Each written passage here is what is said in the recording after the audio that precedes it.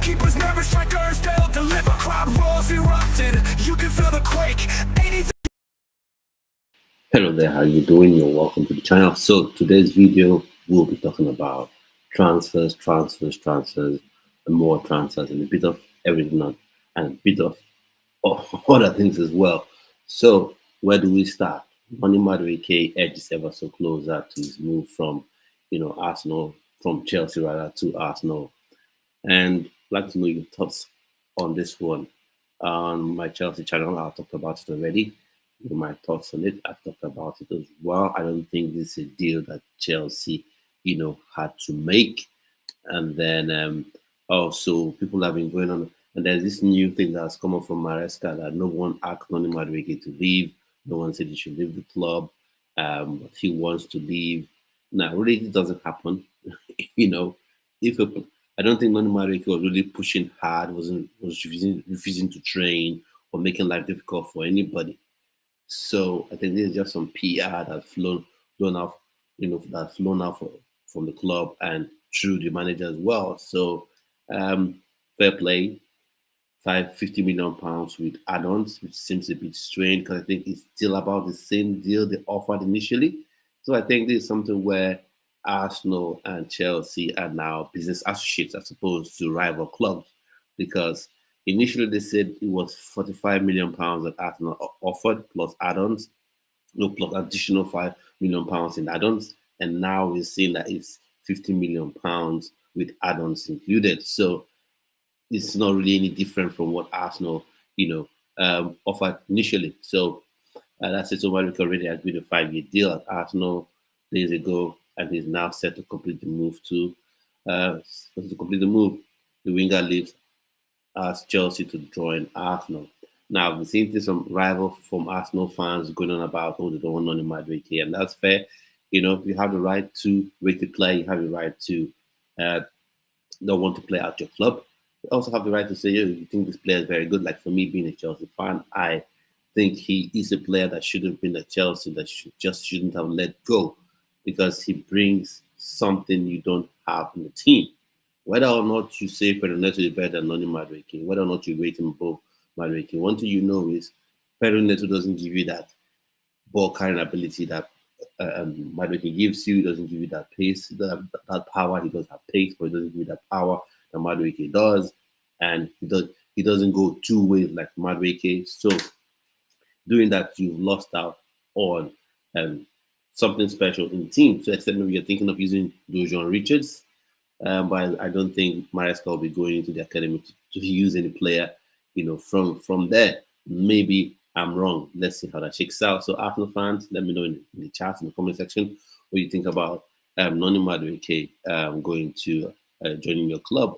And in general as well, are we all not comfortable with teams, with our teams dealing with our rivals like it's normal?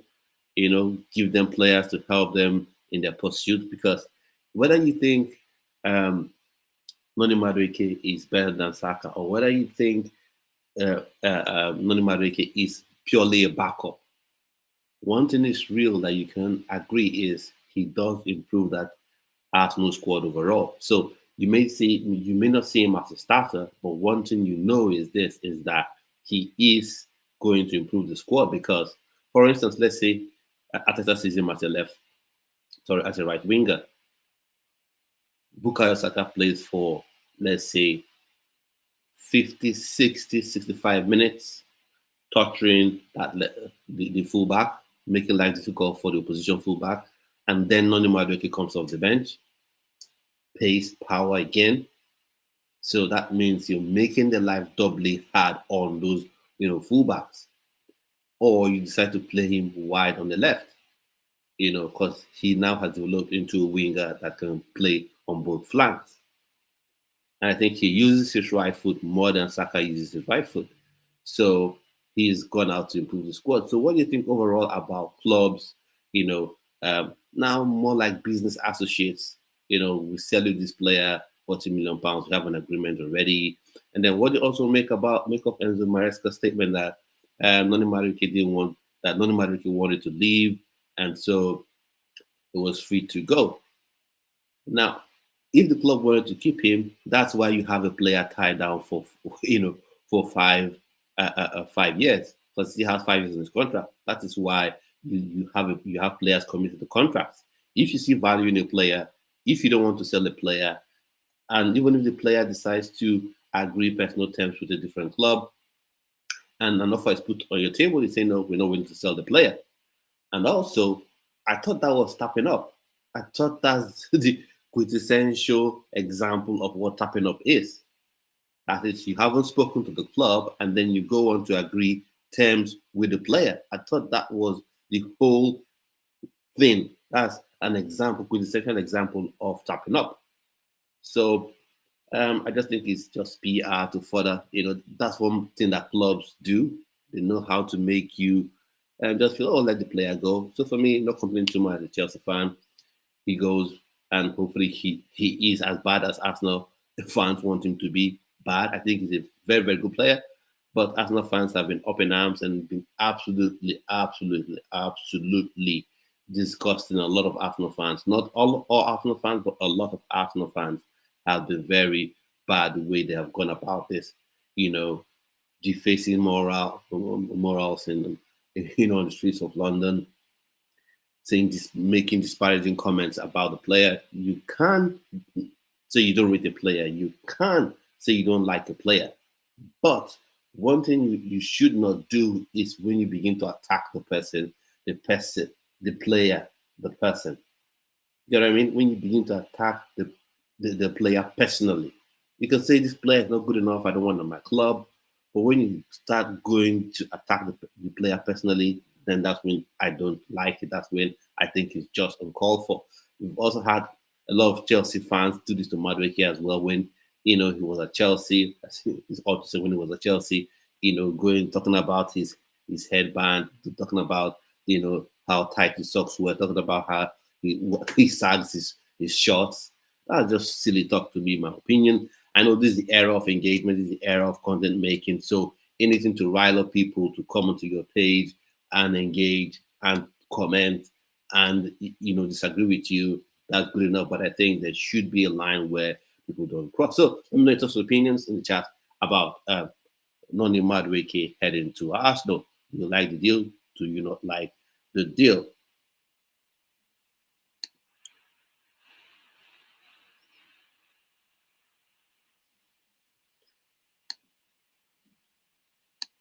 And just 1 minute. So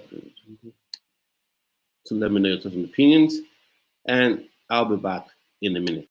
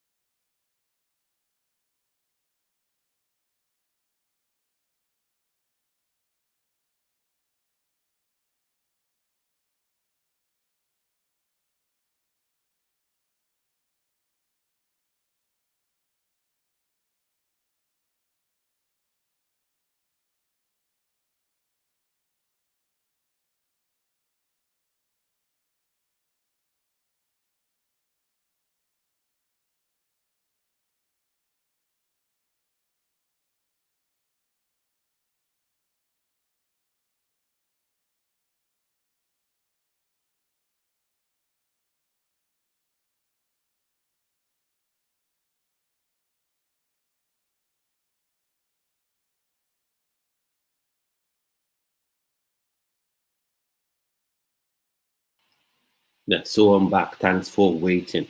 So, just some opinions on Noni Madueke joining Arsenal. Chelsea fans, you're happy with it? Let me know in the chat. Arsenal fans, not happy with it? Let me also know in the chat. And let's know why. Let's get to the nitty gritty. Let's know why. Why don't you want him? Not just, I don't want him on the club. Why? Is it because of Chelsea Arsenal rivalry? Is it because you don't think he fits our Arsenal play? So let's know in the chats why you do not want Noni Madueke at your club. So we move on to other sort of um, transfer news, and then this is one we have to talk about. This is a player that's near and dear to my heart because he is eligible to play for Nigeria. Obviously, he is Rio Rio Ugwu, Rio Ugwu Moha, Rio Ugwu Moha, Rio Ugwu Moha Adigun, able to play for Nigeria. He signed for Liverpool from Chelsea. And then there's one thing I said when he was signing for Ugwu Moha, when Rio Ugwu Moha was signing for Liverpool. I said, what if you're a player at the academy, do not go to another club's academy. Especially if you've been offered a contract, you're seeing pathways to go to the next stage. Maybe you're playing under 16s, you're seeing a pathway to go to the under 18s, you're seeing a pathway to go to the PL2 side.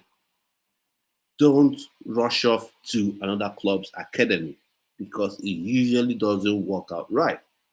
Because you wouldn't get that immediate progression to the first team because all Premier League clubs have money to spend on more established talent.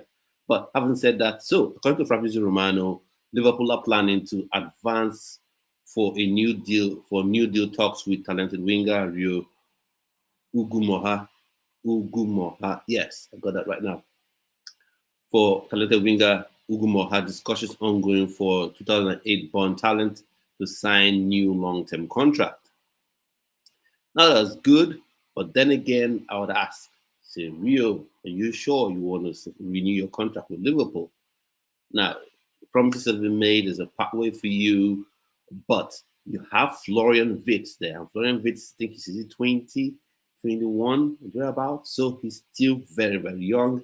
And for me, other people may see it differently. I don't see Rio as a winger. I see him as a 10. I see him as a versatile 10, a mobile 10, a 10 that's got pace, more like not Lamine Yamal now, a Musiala type player. So if you have someone like Florian Wirtz playing in that role, then it becomes a little bit difficult to see your pathway through because he's going to play 25, 26, and then maybe, and just maybe, then the Real Madrid may come in and offer 150 million pounds for him or 200 or close to 200 million pounds for his services. And then you would then be in your early 20s. Are you sure that's something you want to do? So that's why I say if you're a young player, you are at the club, don't hurry off to another academy of a Premier League club. It's better you wait till you're about 18, 19, you've progressed through the ranks, and then you go to a club in Germany, you go to a club, in Italy, because in those leagues they don't have as much money, and you will get game time. Jude Bellingham moved from Birmingham City to Dortmund, and then that's where he's shown the world could see what it was all about. And then he ended himself, he moved to Real Madrid, one of the biggest clubs in the world. His brother had followed the same pathway. Jadon Sancho did the same thing, was at Manchester's academy. He moved from there, and then he went to Dortmund. That's how he got the deal to sign for Manchester United. And then whatever's happened else with his career, he's still noticeable. He's still someone that people want to sign, but the wages right now are crazy. So for me, Ruben Goma, I think if you want to renew the contract, be mindful of what you agree to, because that 10 role is all locked down. And speaking about this, I want to say something about Chelsea as well. Because lots of fans are always like, oh, young players will develop in 5, 6 years or in a couple of years. Other clubs will wait for you. So, Rio Ngoma, Rio Ugwu Moha, I'm negotiating with Liverpool for a new deal at the club. What are your opinions about it? Do you want him to stay at the club? Liverpool fans, how highly do you rate the player, or don't you rate him at all? What are your opinions about him? Chelsea fans, do you think the club should go back in and should have sort of like pull him in back to Chelsea? So those opinions about that. So let's go on to other bits of transfer news. So those are opinions. If you're just joining the channel, thanks for joining. Hope you've subscribed to the channel. If you haven't, please subscribe if you were new. Let's see what's in the chat here. Yeah, so got Adre says, Hi, Ugwu. How are you? I'm good. I'm good. Thanks for asking. Elenga unveiled officially as Newcastle player today. Scalvini, UK Ketike for £92 million and add-ons for a deal for Newcastle United. Now, um, I think first off, Elanga is a very good player, and he's more of this player that thrives when plays on the counter. So I think Elanga and uh, uh, um, Gordon will really will really put opposition fullbacks on skates, in my opinion. So that's a good deal for Newcastle. But the Hugo Ekitike news, I think, is a bit premature because I don't see how Newcastle signs Ekitike with Isak, except Liverpool, except Newcastle have said we are going to sell. We're going to sell Alexander Isak to Liverpool or any other club, maybe for 100+ million. Then we can go in for Hugo Ekitike. For me, from a Chelsea fan's perspective, if Jackson leaves, then Ekitike could be a good buy. But for £92 million, I don't think Liverpool will pay £92 million. I don't think so. Sorry, I don't think Newcastle will pay £92 million. Maybe Liverpool, because Liverpool is like kind of looking for strikers for a central striker, but that then will bring the question of Mo Salah, the whole issue around Mo Salah being the main guy, penalties, the entire attack is fashioned to suit Mo Salah. Are you sure a real recognizable number 9 is the best investment, or except is the best way to invest your transfer resources in? I said that in respect to Viktor Simmon. I said that in respect to other number 9s that have been linked to Liverpool. And let's see how that goes. But for Newcastle United, except Isak leaves, that's when I think they would go in for someone like your Ketike. My thoughts and opinions on that. So let me know what you're thinking in that regard. So we're looking at more transfer news items. There you go. So Frankie De Jong.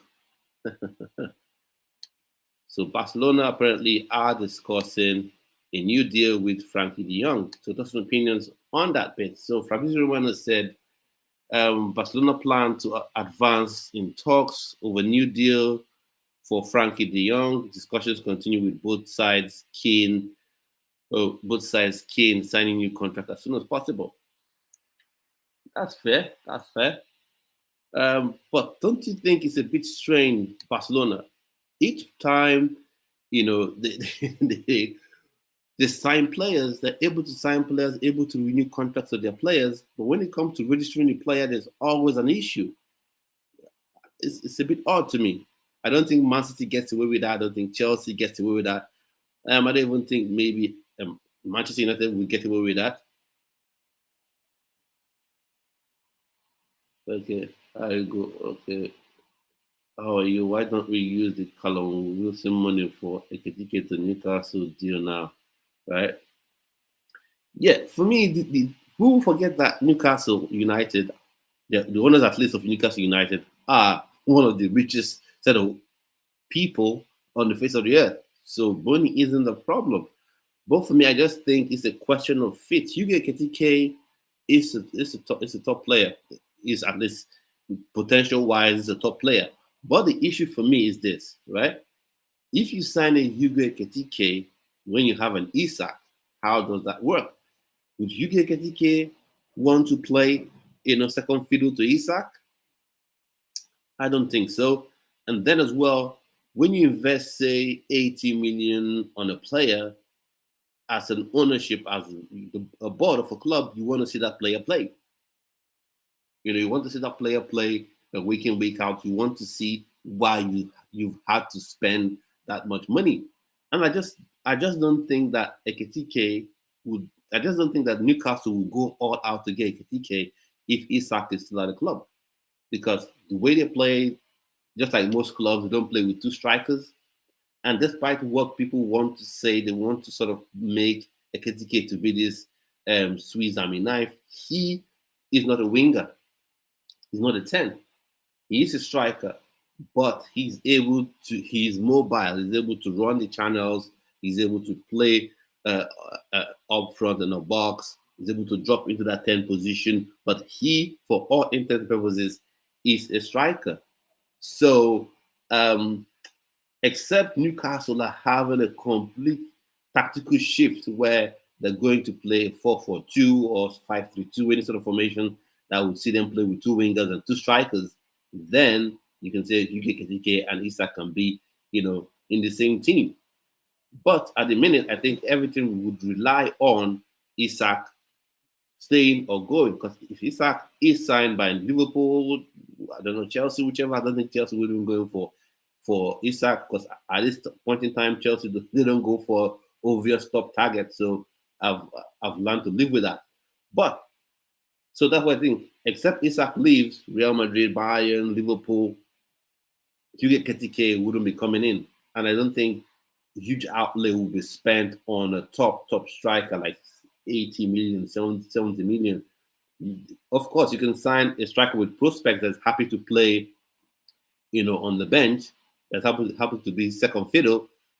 I think that can work. But talking about an out-and-out striker, recognizable top-class striker, a striker that sees himself as the number one, at the very least, the number 1A, I don't think that really would work at, Newcastle last minute, except Isak leaves. So, yeah, so Frankie de Jong staying at Barcelona. At one point, he was what everyone wanted. I know for certain Chelsea fans wanted him. I know for certain Manchester United fans were groveling. We really wanted him when you had Ten Hag there, willing to do all sort of madness to sign him.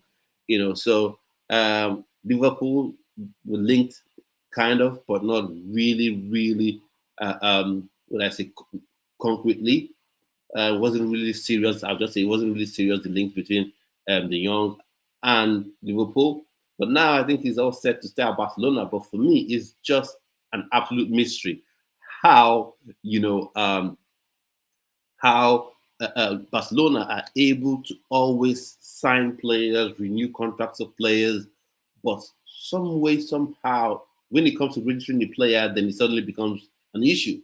So, well, fair play. No one wants it. Really is crazy about getting the young anymore. So I think it's best for both parties, Barcelona and the Dutch midfielder, that the deal is renewed and it remains at Barcelona. So we move on to other bits of transfer topics. So now we go to this big one, this Viktor Gyokeres madness, Viktor Gyokeres, what I call it saga. Want to know what your thoughts and opinions are about this. So, Viktor Gyokeres doesn't open doors to any other solution. Only Arsenal as club-to-club talks continue behind the scenes. The necessary improve bid for Simmon medical book. But let's talk about Gyokeres. Yeah, let's talk about Gyokeres for a minute. Now, you've had this thing where it all felt set that he was going to join Arsenal. Transfer fee agreed, and then suddenly, or let's even go some moments back. There was a talk about, we have a gentleman agreement. There was a gentleman agreement between Gyokeres and Sporting Lisbon. He was going to go for 65 million euros plus add-ons. Then suddenly, the sporting director, at least one of the directors at the club, came up to say, no, there's no sort of agreement there. We're sticking to the buyer clause. What about, is it 100 million euros or thereabout, or 70 million euros and a bit? And as discussions progress, negotiation progress, they say, oh, now we've agreed on, say, 65 million euros plus add-ons. But apparently now Sporting Lisbon, they're sticking to their guns to 70 million euros plus 10 million euros in add-ons and are unwilling to budge. And then you have Gyokeres saying, I'm not going to play for you anymore. I'm not going to even be part of your training anymore. So there you have the issue. And that's one thing for me, I've always said this. Football players and even non-football players, if you have any contract, you're negotiating, you want to sign a deal, don't leave any room for anything like what they call gentleman's agreement. If the other party really wants those terms to be in the part of that contract to be enforceable, they should be in black and white in that contract. It should be in black and white, signed by both parties in that contract, as opposed to what we're going to do is we are going to have this thing that we've not signed, but we just kind of sort of agreed, and that's why Viktor Gyokeres is in this sort of, let's say, quagmire problem. That's why you're having these challenges right now. Footballers should learn when you want to make a move, you don't just look at the big wage you're going to earn, but also think about when you're going to leave as well. So, Arsenal fans, are you confident that this deal is going to pull through? I know right now Viktor Gyokeres is saying, I only want Arsenal. I only want Arsenal. They've been talking to me for, for weeks, months, however long it has been. But he's not a hill-end product. Even hill-end products are fans of other clubs. But he's not a hill-end product. He's just a player that wants to leave Sporting Lisbon. So let's say Chelsea comes in. Now this is me fantasizing in a minute for a bit. Let's say Chelsea comes in and say, okay, we are going to pay you. We're going to pay 75 million euros plus 10 million euros in add-ons to use Sporting Lisbon, and then we're also going to offer you, let's say, 250,000 pounds a week as your wage to Gyokeres. Do you think he still stands and say, no, I don't want Chelsea, I'll wait for Arsenal? Now, so what do you think? Do you think Arsenal should just go up and say, okay, we're going to stomp up the cash and pay, we're going to stomp up the cash and pay all what Sporting Lisbon demands? Or you feel like, oh, let's take it out. Let's not sort of cave to what they want, because clubs may begin to exploit us if we, that's speaking from an Arsenal perspective, if we decide to budge, if we decide to pay what Sporting Lisbon demands. And of course, the player is making life difficult. But one thing you must remember, the player is under contract. So there's a limit to what he can do. Now, they talk about, oh, we don't want a player leaving the club. They talk about you don't want a player who's unhappy to be at the club. But push comes to shove, you must then play, or else there are actions that can be brought up against you. And now what's going on at Sporting Lisbon is something I want to take us back to the whole Chelsea and Madueke Arsenal thing. And that's why it makes nonsense and rubbish of what Enzo Maresca was saying. No one says he should leave. He wanted to go. He agreed a deal so he agreed personal terms with Arsenal. So he's leaving. Now, if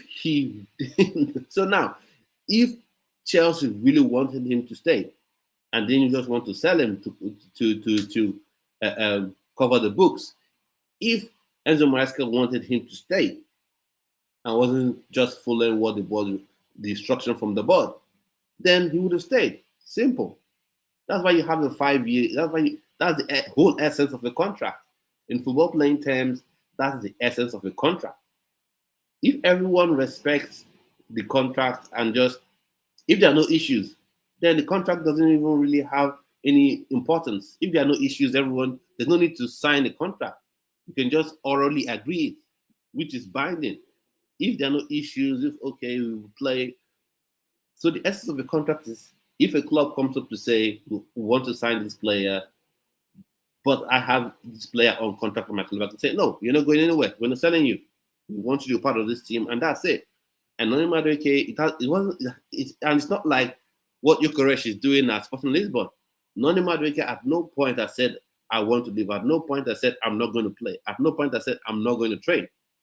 So for me, that's why that whole PR thing from Enzo Maresca is a bit condescending, and it makes no sense to me. And to be fair, a lot of managers are when they sit, those media conferences, they're a bit condescending to journalists, and people will listen to them because they think they're smarter than everyone else. But that's a different discussion for another day. So, Gyokeres, do you think Arsenal fans that is something that's going to happen? Are you confident about it?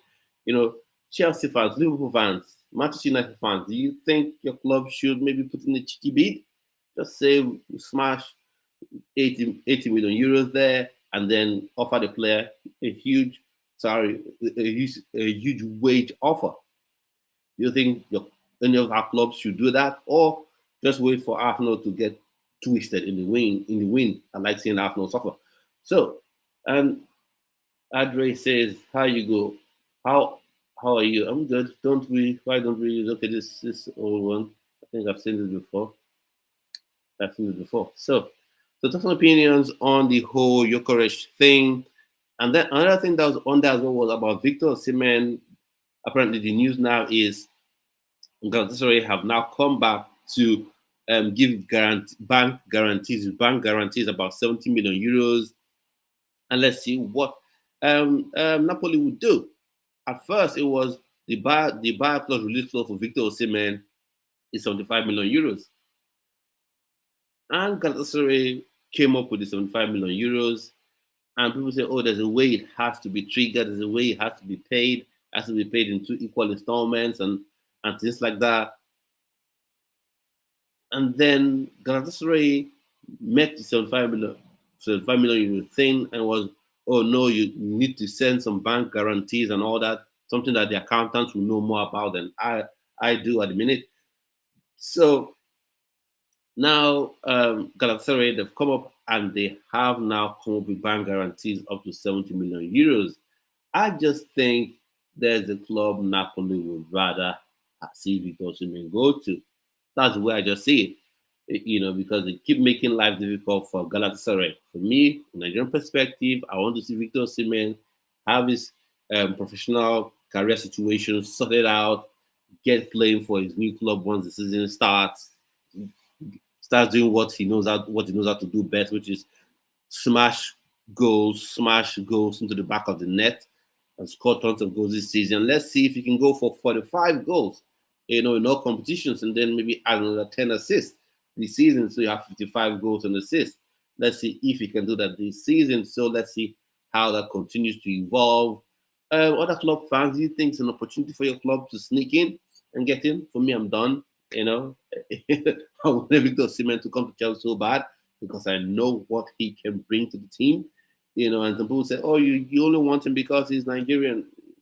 Yeah, like if a Nigerian player signs for a club, I get some money back, or the Nigerian budget is planned around players being signed by an European club. It's just madness to me. I don't know, these players personally, but I just know what he can bring to a club like Chelsea.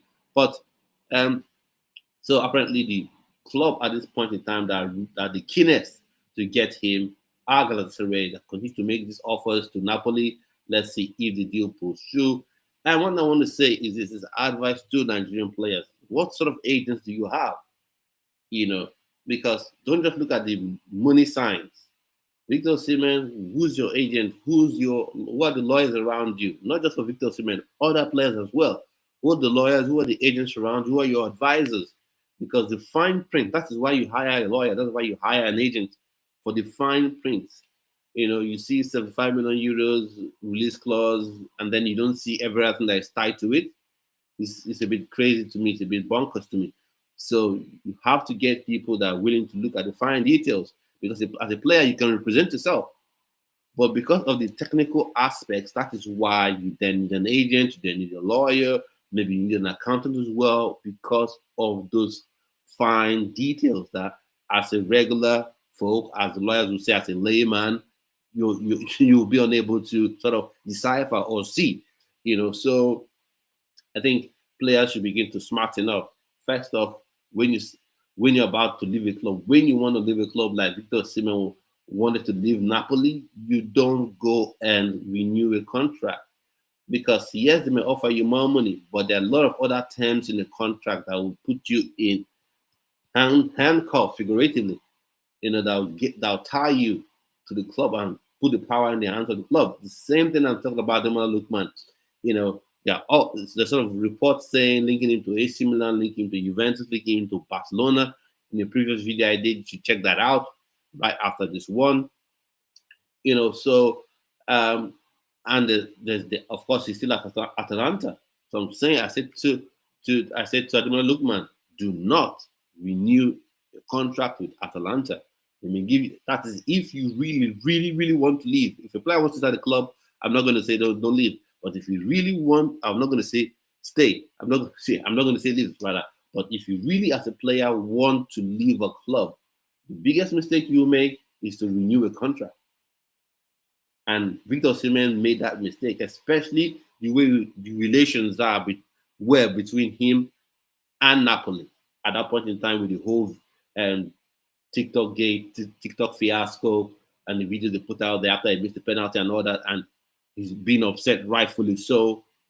So when you're in this sort of situations, you don't go to renew a contract because those teams, football teams, they're not your friend. Yeah, they're your employers, but they're not your friend. They're not your buddy. You do a service for them, and they want to get value for you. They see you as an asset. They've invested huge resources into. When you're about to leave, they want to see how they can get most of their investment back. So, free advice to footballers out there. So, Viktor Simmon, if you're a Galatasaray fan and you're watching this video, do you think you guys can get it? Do you think you can get it? And spending all that money on Viktor Simmon, do you think you're still able to do other deals that you want and that will help improve your team, especially when you've done the Leroy Sané thing? Are you sure that can happen? So let's see how it all shakes down. If you're Nigerian on here watching the video, what do you think about the move? Do you think Galatasaray is the best move for Victor James Osimhen? For me, I think right now I want him to come to Chelsea. Not going to happen. Premier League clubs tell him to take a pay cut, which is insulting in my opinion. Like I've always said this. I said this about Madueke. I said this about other players. Nobody in this world, on this planet, is worth earning £100,000 a week. Nobody. I'm not saying in terms of footballers per se. Nobody is worth earning £100,000 a week, except you found the cure for all the cancers in the world, all the types of cancer. You found the cure for it. Then you are worth £100,000 a week, or you found, one solution to solve global poverty, global hunger. Then you're worth £100,000 a week. But in this commercial era, in this capitalist world we live in, when you contribute in some way or form to an organization having huge resources, having huge revenue outlay, then you deserve a portion of that. So let's see how it all shakes down with Viktor Osimhen. Hopefully, it all works out right for him because, from a Nigerian perspective, if Viktor Osimhen is in the right headspace, if he's allowed to do what he knows how to do best, that all goes well for Nigeria. World Cup qualifiers around the corner. Of course, AFCON as well is close by, and I'll be doing watch alongs for AFCON as well. So let's keep going and look at other bits of transfer news. Viktor Gyokeres, Arsenal fans, what do you think? Do you think that's something you can still be able to snag? And let's go on. So Real Madrid, after getting absolutely smashed by PSG, have gone on to complete a signing. Now, apparently, this was a player that Manchester used to be on Manchester United book. So Alvaro Carreras can be considered new Real Madrid player, as he will travel to Real Madrid today. Medical booked. Player now authorized to travel. Man United confirmed they won't activate buyback option. So deal now sealed, 15 million euros in installments. Here we go, confirmed. So apparently he was on the books of Manchester United, and now he's headed to Real Madrid. So good for them, but I don't think he's what they need. They need centre backs, not full backs or wing backs, in my opinion. So let me know your thoughts and opinions on that one. Now, there's a youngster, an exciting winger that I talked about some time ago. I did a video about as well. Divine Oyemachi. He's leaving West Brom to Lecce in the Italian Serie A. Now, there's an issue I have with that move. I'll read this article or this narrative, and then I'll tell you the issue I have, with the move of this player.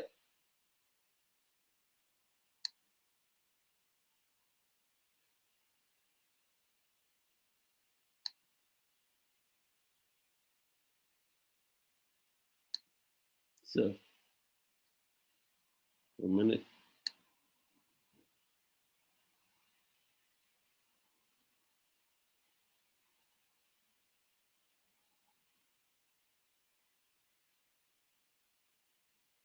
Now, firstly, so share this and let's read this.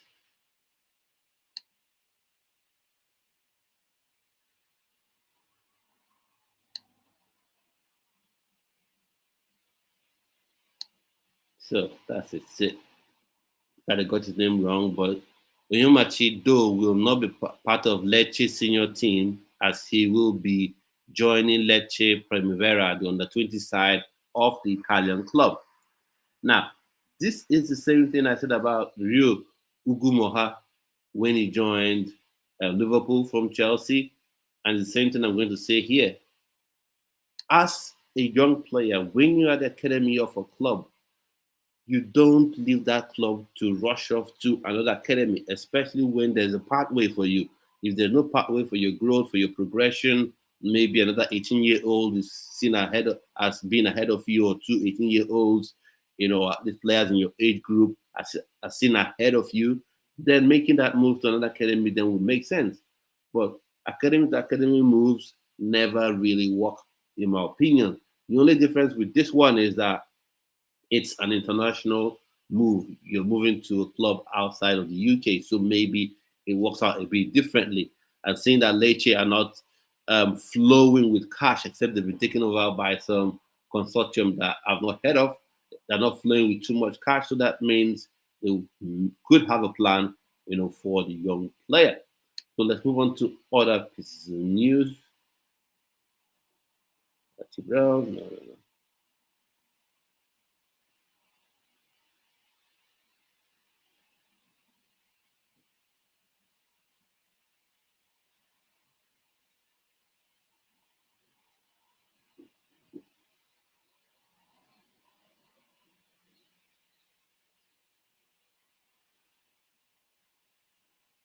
So let's see this. So this Flamingo fullback, Chelsea will link to him at some point, and now he's been linked to a move to Roma.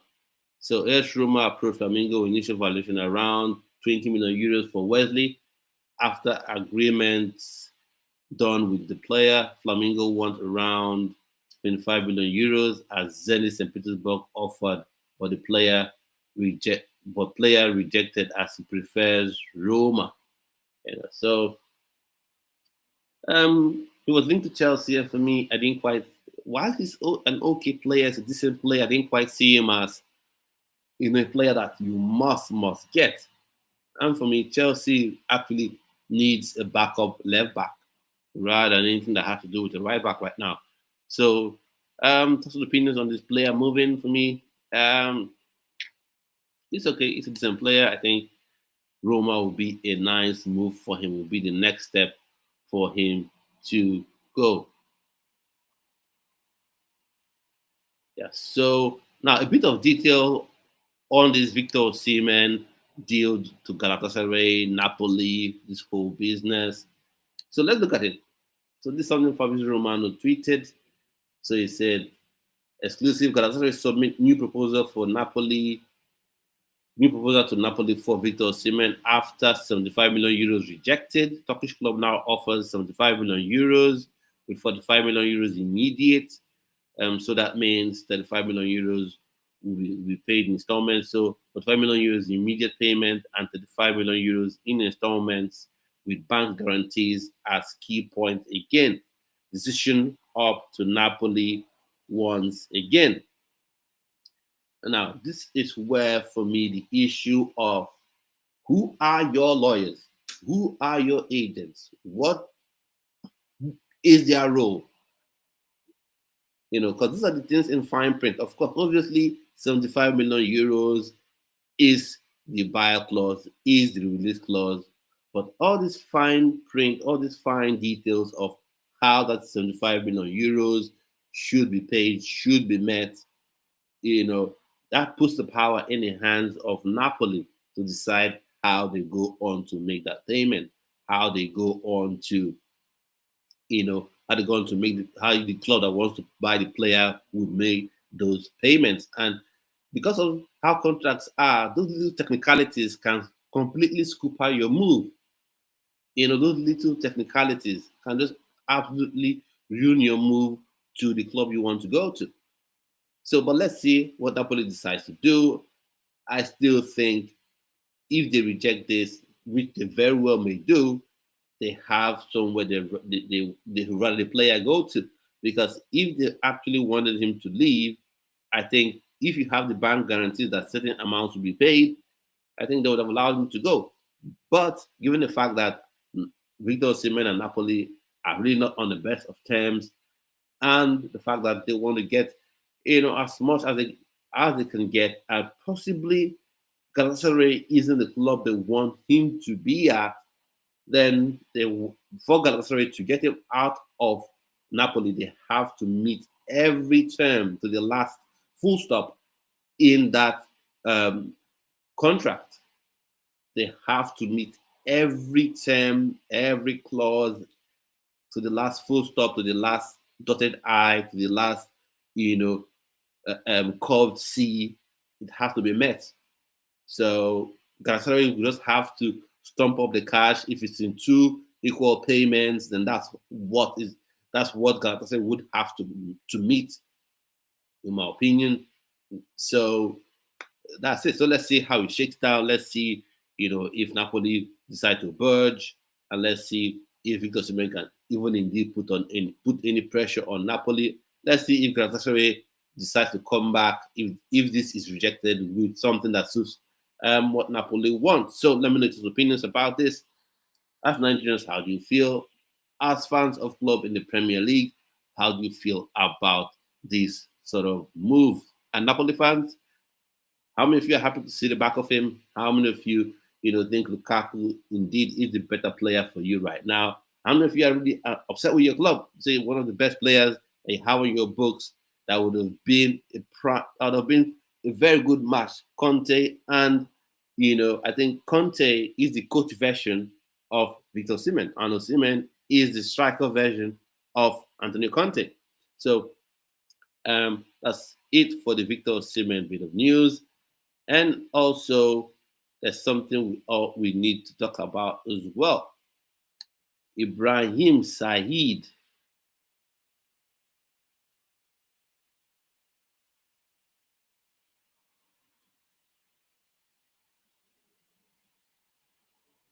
Ibrahim Said, a Nigerian player, former under-17 international, has agreed a move to Motherwell. It's a 2-year deal from VFF Viborg. I think he's agreed to move. He's an exciting winger. Let's see what he does with Motherwell. I think Motherwell, they've been up to some interesting things. A couple of days ago, they completed the loan move for exciting Nigerian prospect Esosa Sule. I think he was born in Scotland as well, but was on the books of West Brom, and then he's now on loan to Motherwell. So they've been doing some exciting, at least intriguing things. Let's see what Said can do there. Can anyone really compete with Celtic and Rangers in Scotland? I'm not quite sure. I'm not quite sure. There's a time in history when it felt like Hearts, were going to be the side to break, the duopoly in the Scottish Premier League, because I think they had an investor coming, a billionaire coming to take them over. He wanted to be the new Roman, but there's only one Roman, really. There's only one Roman. Chelsea fans, those of the Chelsea fans who are 20, 21 years old won't get it. Don't know how good Roman was. Someone just comes in. Of course, obviously didn't love the club from the beginning. It was just an investment, but got involved with the club, loved the club, and just invested money. Said, I'm not here to make any profit. I just want this club to win as many titles as possible. It's always difficult to replicate that. So, but Ibrahim Said makes that move to Motherwell, following Sosa. We're following them and seeing their performances, and one place to know how their career evolves, at Motherwell is this Gromada Football channel. So if you're new, please subscribe to the channel. If you think this is something that other people should watch as well, do share this channel. share this video to people you feel will love content like this. So we move on. Now, let's talk about this. This is a question I'll be asking on streams like this. Who do you think right now, if the English Premier League season was to start now, who do you think has won the transfer window? Arsenal, do you think your club has? Signed Madueke and Norgard. I don't think you have. Madueke is a very, very good player, but I think you've not signed yourself a striker. You've not signed yourself that left winger. Although Noni Madueke can do his job there, but his best position is as a right winger. So I think you fall short in that regard. Chelsea won the transfer window. No, you still have Sanchez as the goalkeeper. So that's the issue I have with Chelsea. You have someone like Sanchez still on your books, and you're loading out players, loading up Mike Penders to Strasbourg. Slonina probably will be sold. Kepa is selling Kepa. And you're having Sanchez, who is one of the worst goalkeepers. It's not like he's prime Czech, prime Van der Sar. You're having a goalkeeper that's not good. He's not good. But you're loaning out every other option, everyone that can actually compete with him. You're loaning, you're selling, you're not signing anyone new. So Joao Pedro, yes, it's a very good signing right now, and he came up with 2 goals in the Club World Cup semi-final against Fluminense. So I think he's beginning to prove himself, and maybe he goes further to show himself in that Club World Cup final against PSG. Let's see how that shakes out. And then, of course, you got Liam Delap, who I think has potential, a lot of upside, but you've seen in the games he played that he keeps getting drawn to the ball. So for me, I don't think I don't think Chelsea have won this transfer window, especially when you've let someone like Noni Madueke go. And there's one player I would have liked Chelsea to consider as a replacement. I know people say you have Estevao Willian. I think no, he's still a kid. Estevao Willian is still a kid, and I don't want that pressure on his back. I just don't want that pressure on Estevao Willian's back where they say, 18-year-old, you are the one to save us on that right wing. Because make no mistakes about this. Whether you're 16, whether you're 17, whether you're 18, whether you're 50, if you're bought and brought in and say you are the main guy for this position, all the pressure is on you. Whether you're 16 years old, 19 years old, 20, 25, you say, you're signed and say you are the number 9, then that's the problem. Then you have the burden of scoring those goals. You have the burden, of helping that team win and secure its objectives. So if you bring Estevao Willian and you say he is the main guy for that right wing, then it's an issue. Pedro Neto is decent, he's good, but there's something we're lacking, especially with Noni Madueke out the window. Lacking pace and power is very important, and someone that can go both ways. So let's see how that shakes out. But there's one person I would have hoped that Chelsea, would be looking to get, but I don't know. So for me, it's Johan Bakayoko. I've been a fan of this player for a while now, because I just think he brings that dynamism down that left, that right wing, in my opinion. Johan Bakayoko, Ivorian, and leave to play for Belgium, I think. So RB Leipzig, Bayer Leverkusen, Everton, Nottingham Forest, and Bournemouth have all called to open discussions requests around 20 million euros add-ons included. Now, this has Chelsea written all over it. Young player available for cheap money, relatively at a cheap price, a very, very cheap price, in my opinion. Look at me talking about 20 million euros being cheap, but that's the whole football world. That's why when people want to argue so much about what players are, and I say football is a different world from where you live, from where me and you live, from where we exist. Football clubs, they live in a completely different space. So 20 million euros, request around 20 million euros, add-ons included. I think this is a deal that just screams Chelsea. Nobody didn't want him to go, but he's gone. Yeah, off to Arsenal. except if he fails his medical, which I don't think will happen.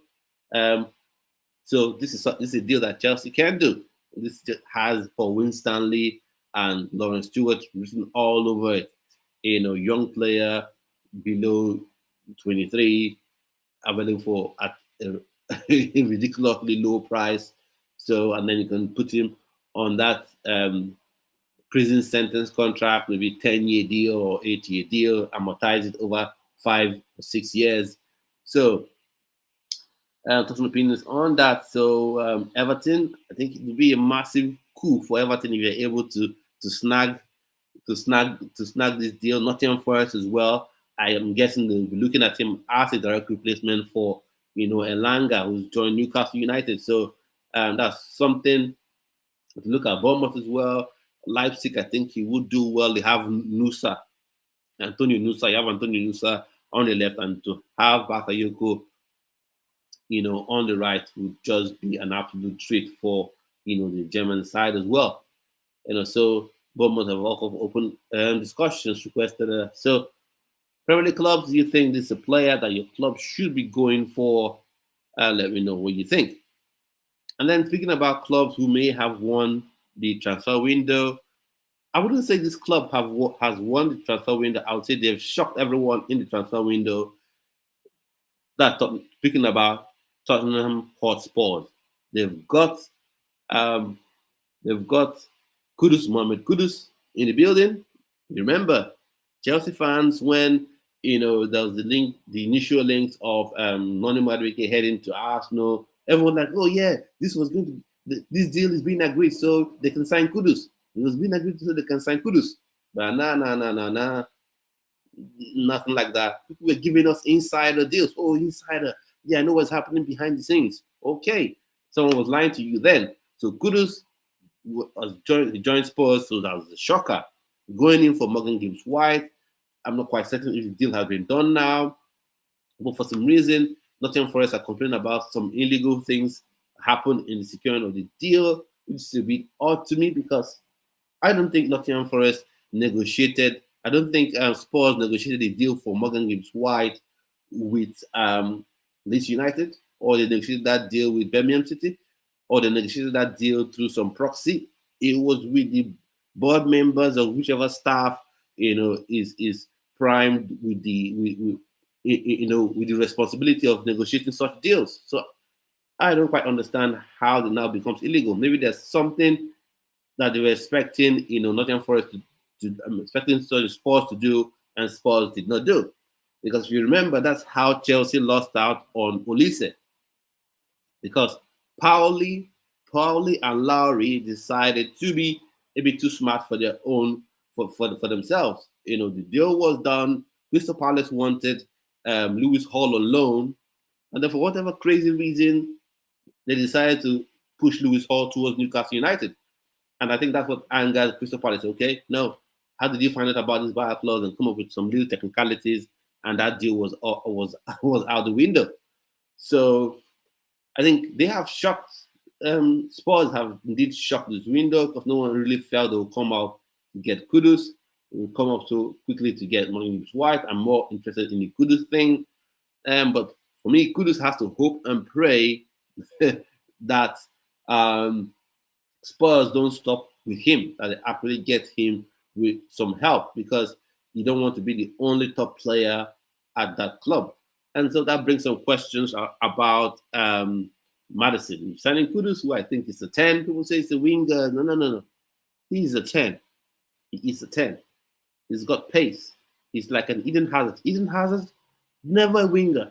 Never a winger. People like to class him as a winger. He's never a winger. Pace, skill, but not a winger. Was a 10. Kudus is a 10, not a winger. Not a winger. So, but I think Spurs have really shocked the Premier League, because for me, that's why I wanted them to win, even if I absolutely do not like Spurs. But I felt like if Manchester United had won the Europa League and then qualified for Champions League, that would have made them even more attractive, and they would have been able to go for more of Chelsea's targets. But right now, what are even Chelsea's targets? It used to be finishing Champions League spots. Chelsea will be able to go for the likes of Viktor, Simmon, that isn't happening. Let's just settle that here and now. That is not happening. Viktor Simmon come to Chelsea. It's not going to happen. Chelsea are not even interested in getting any top absolute elite level player. It will still be the same deal of 20-year-old, 19-year-old, Brazilian talent, or they go for a player in the Man City academy, ignoring the Chelsea academy, sign some player from Man City's academy and give him first in birth, maybe Oscar Bob. Who knows? Chelsea may just go in and put in an offer for Oscar Bob. Or so that's something that could happen. So those opinions on who has won the transfer window. Now, who is losing the transfer window? Manchester United. Yeah. And I'm loving every minute of it. I'm not going to hide it. I'm loving every minute of it. Mbeumo was meant to be the guy. He was all set to join Manchester United. But each offer they make, they keep getting pushback from Brentford. So what is going on there? And then they signed Cunha, who I think is a decent player. But for me, I still feel like the jury is out on Cunha. He went to Leipzig, it was okay, struggle. Went to Atletico Madrid, struggle. But the argument in his defense is most attack-minded players that go to Atletico Madrid, they kind of struggle because of the way Simeone wants to play, wants to set his team up, and the kind of work rate he expects from his attacking players. So he came to Wolves first season, wobble. Second season, that's the season I think, really played very, very well. Now and they moved to Manchester United. So, but the jury's out on him, in my opinion. So until Manchester United is whether or not they finish 17th or they finish 6th or they finish top of the league, the pressure is still the same going into a new season. So the pressure would still be the same on the likes of Cunha. Cunha. So for me, I think Manchester United are the ones losing this transfer window right now. And people have been saying, oh, we don't want to be desperate. We don't want to make the mistakes we make. We don't want to spend that much money on players. But what makes you desperate is when the clock begins to narrow down, when the time within which you can complete deals begin to narrow down. You used to have 8 weeks. Now it's 5 weeks. Then it goes down to 3 weeks. And then it's 2 weeks. Then you begin to get really crazy. Players and then the clubs also know you need to sign players. The clubs you intend to buy players from, they know you need to sign players. So when it gets to 2 weeks to deadline day, you make an offer to, for instance, the Bakayoko now that is 20 million euros. By the time you go in 2 weeks to go, believe you me, it's going to be about 50, 60 million euros. And then you say, oh, Manchester United tax. Sometimes some deals, you copy them quickly. Okay. I don't know what that comment means. Jam boss. Yeah.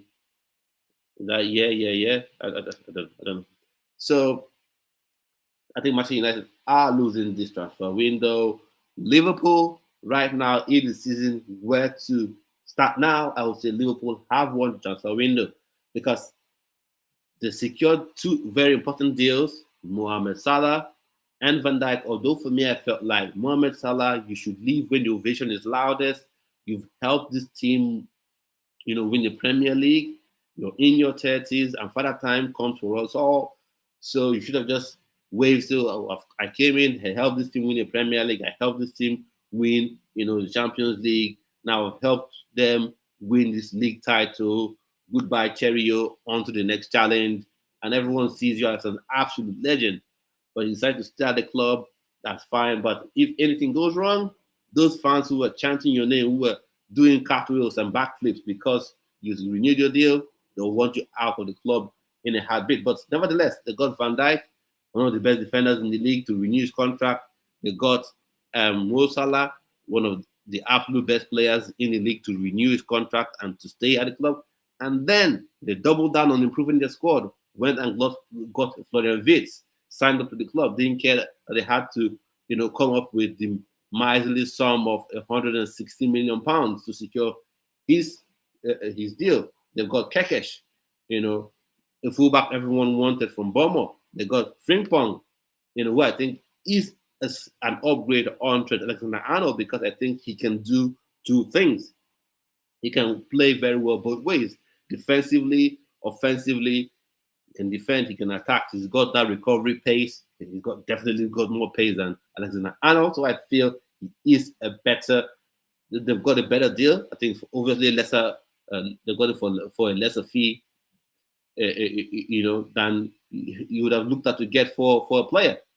For a player that comes in and fits in perfectly, I think he fits in there very well, and he would dovetail very well with Salah. He's a slightly different player than Trent. Trent is more of a passer of the ball, someone that tends to drift more into midfield, while Frimpong is more of a runner and someone who can actually who has that recovery pace to deal with pacey wingers and has that pace as well to help on the counter attack and provide additional width to Liverpool, which then allow Salah to do what he knows how to do best, check in on his left foot, top bins, bend the ball in, So I think they right now have won this transfer window from Premier League club perspective, So that's how I say it.